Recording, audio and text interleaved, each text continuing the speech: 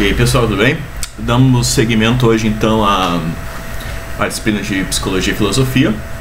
Como nós vimos nas últimas aulas aí, nós vimos a Revolução Científica, né, que culminou aí no Iluminismo, ou chamada Era da Razão. E vimos aí também a reação, né, principalmente dos filósofos, essa nova disciplina que estava surgindo, que era chamada de Psicologia. Vimos ali que os filósofos alemães fizeram um manifesto, né, a contrários a esse estabelecimento da disciplina da psicologia. Vimos um dos maiores filósofos da história da filosofia ocidental escrevendo sobre vetos que a psicologia deveria superar, né, para ser entendida como uma disciplina independente da filosofia. Então hoje nós vamos ver qual foi o segmento disso, né, nessa história do pensamento aí, até onde isso levou, quais foram as reações a isso e o que isso significou para a psicologia. Então, bom, como eu falei aqui, o contexto era o do racionalismo cartesiano, que dizia que a razão é que acessa a verdade, né? Isso também era muito contraposto ao empirismo inglês. E aqui se estava estabelecendo a ciência como esse método de investigação que deveria ser objetivo, que deveria buscar então uma justificação através de dados empíricos, através da racionalidade.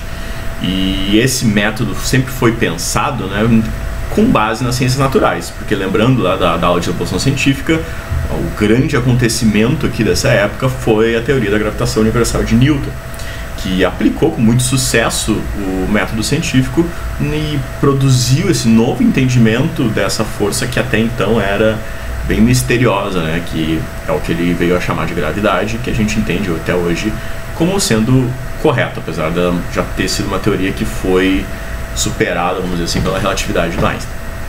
Então aqui o contexto foi esse turbilhão aí de novas ideias surgindo e essas proposições do que deveria ser a ciência, e o romantismo surge como esse movimento filosófico e artístico também de muita reação a todo isso que veio acontecendo.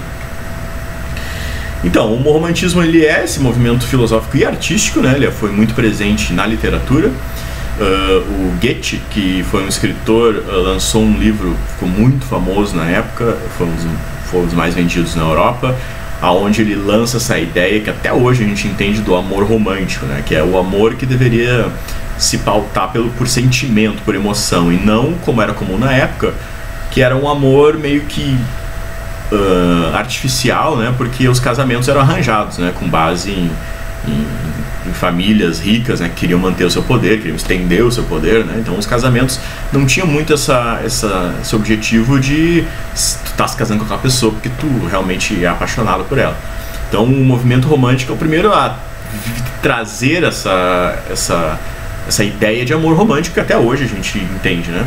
Então a filosofia romântica aqui, ela entende como o universo, né, como um todo indivisível, e ela dá muita ênfase nessa interconexão entre as diferentes partes do universo. As diferentes partes do universo, elas seriam apenas abstrações, né? Porque na verdade elas estão todas intrinsecamente conectadas, que é um pouco diferente do que estava sendo proposto pelos racionalistas, pelos empiristas, que entendiam os objetos como separados, né? Por exemplo, na física newtoniana, você tratava um corpo celeste como um objeto separado e independente dos outros.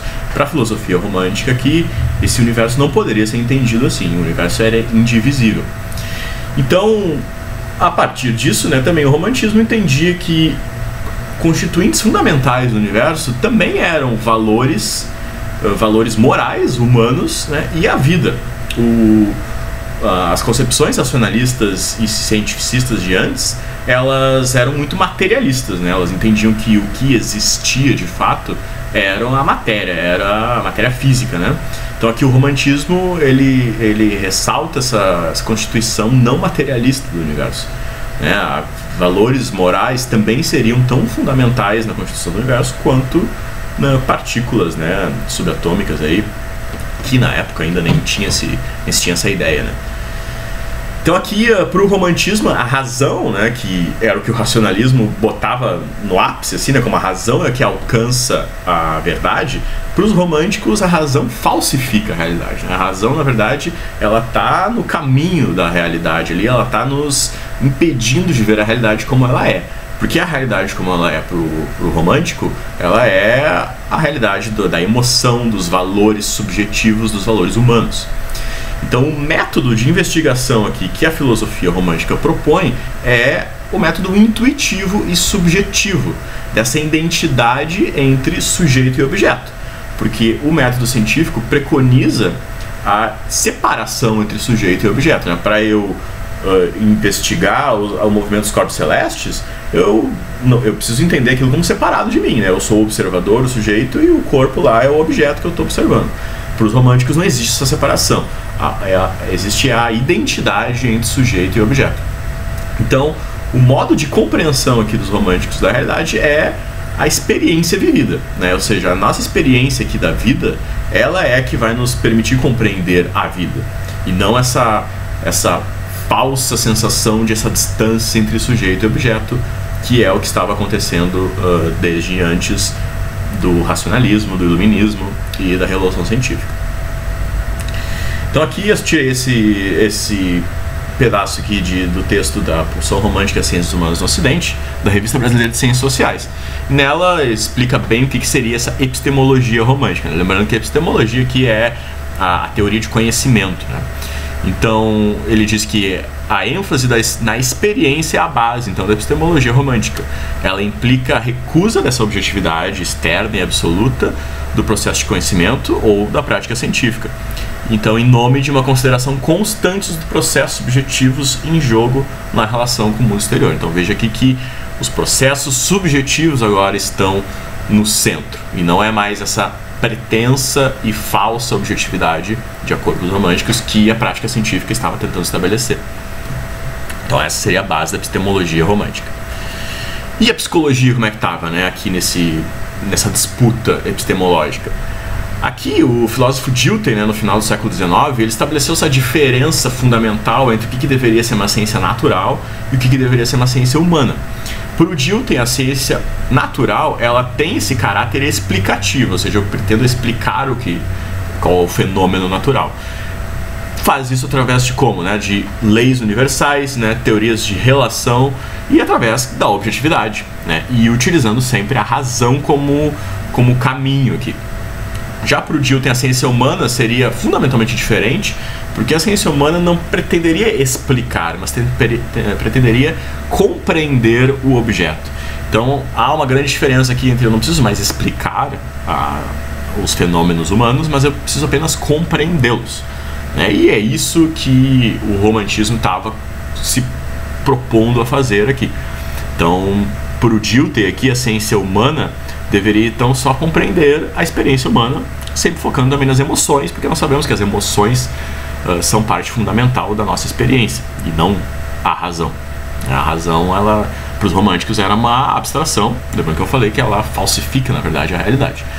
Então a psicologia está nesse meio termo aqui. Alguns pensadores, alguns psicólogos estavam nesse começo aqui pretendendo que a psicologia fosse considerada uma ciência natural, que é o que nós vamos ver na próxima aula, que o professor Tiago vai dar, que são os psicofísicos, né? A psicofísica, nessa época, que estava pretendendo colocar a psicologia como uma ciência natural, porque ela pretendia, então, expor essas relações físicas e fisiológicas da nossa mente.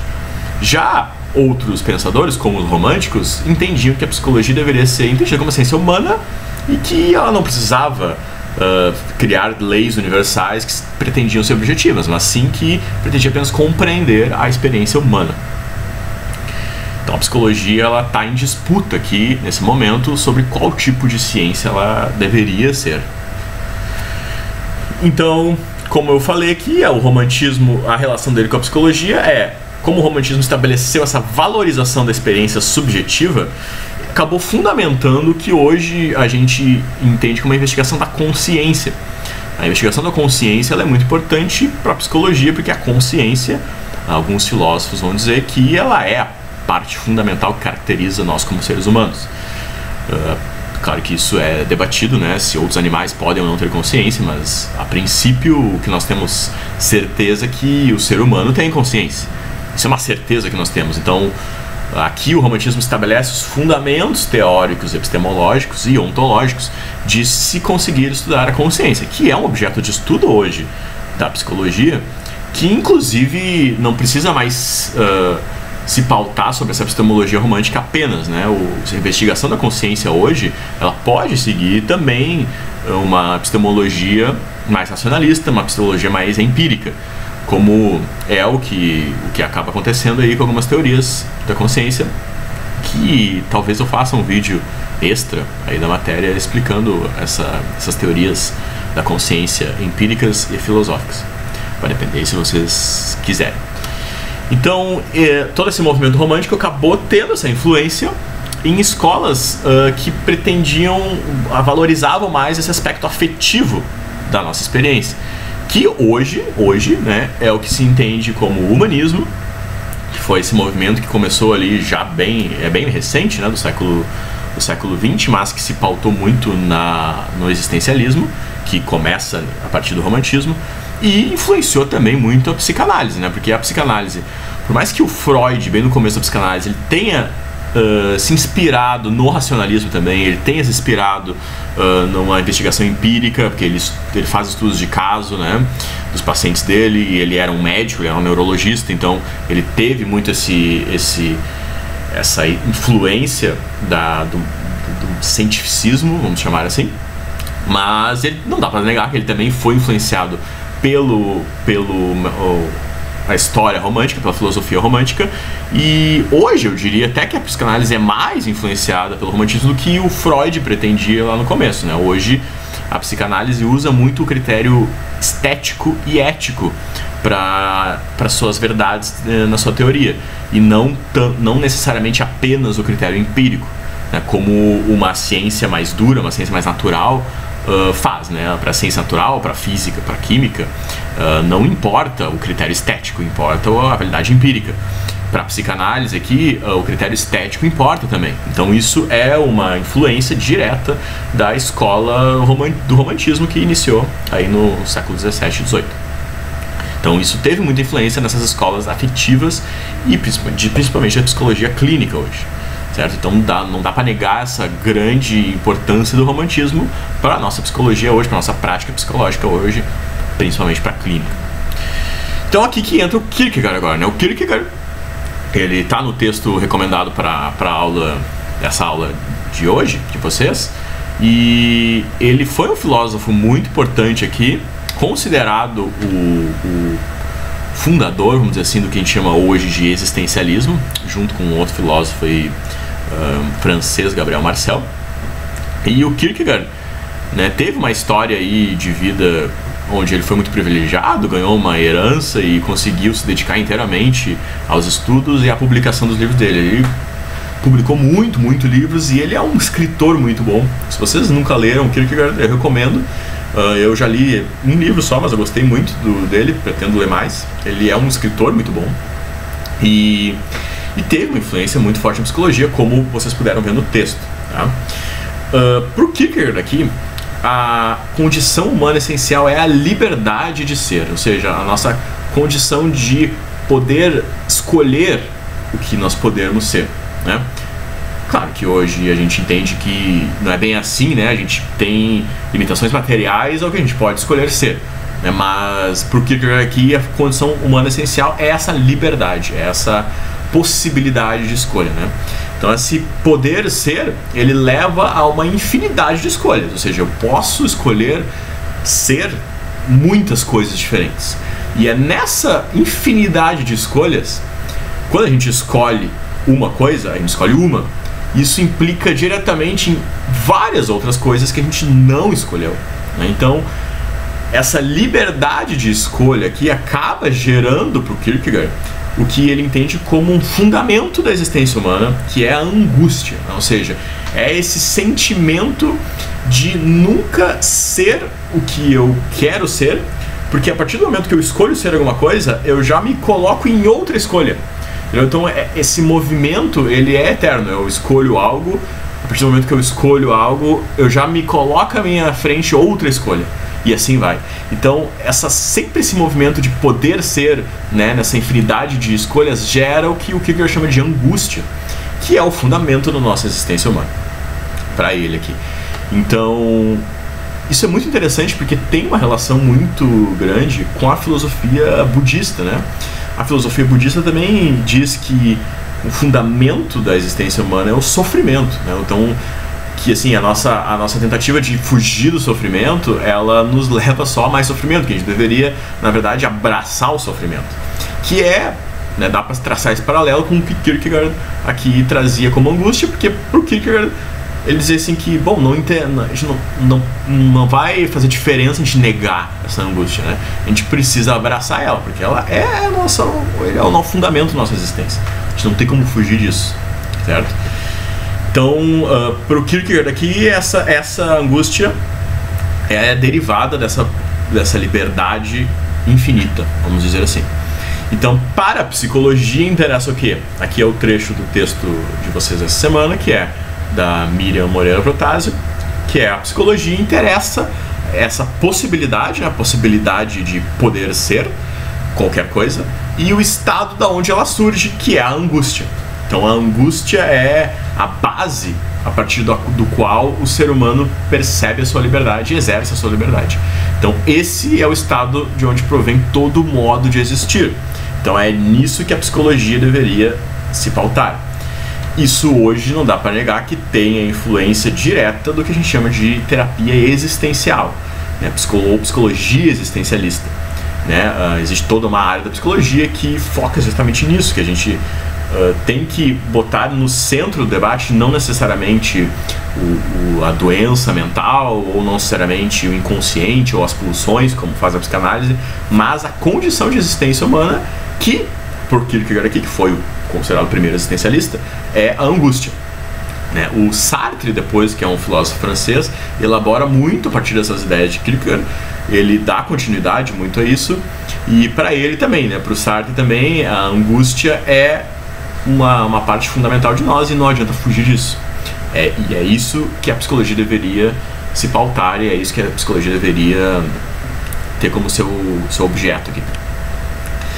Então, finalizando aqui, né, o Kierkegaard, para ele vê que a existência tem 3 estágios, né, e é bem interessante esses 3 estágios aqui, que é, o primeiro estágio seria o estético, onde a gente vive, vamos dizer assim, hedonicamente, né? Não sei se vocês lembram do hedonismo lá dos gregos, que era viver uma vida só de prazer, por busca de prazer. Então aqui esse seria o primeiro estágio da existência, que é o estético, onde a possibilidade da realização ela é maior do que a própria realização. Ou seja, eu quero viver num estado onde eu sempre possa ser cada vez mais coisas, e não que eu de fato seja. E eu vou sempre buscar isso e buscar o prazer a partir disso. Só que, bom, ele vai dizer que isso aí acaba, né, eventualmente a gente vai entender que a nossa liberdade ela vai ter limitações, e essas limitações são impostas pela sociedade e pelas leis morais, né? Então isso leva ao segundo estágio, que é o estágio ético, para ele aqui, que é a gente aceitar essas leis morais, que a gente não faz o que quiser, a gente não faz o que quer, né? A gente tem que aceitar essas certas leis morais. Lembrando aqui que o Kierkegaard é muito religioso, né? Ele é um filósofo religioso, um filósofo teísta. Então ele, para aqui no estágio ético, seria, naquela época do Kierkegaard, por exemplo, tu aceitar o casamento, aceitar que você vai casar, você vai viver para sempre com a mesma pessoa, porque é a lei da sociedade, né? E aí no momento que você aceita isso, você está no estágio ético, tá? Você cumpre o seu dever, vamos dizer assim, seu dever social.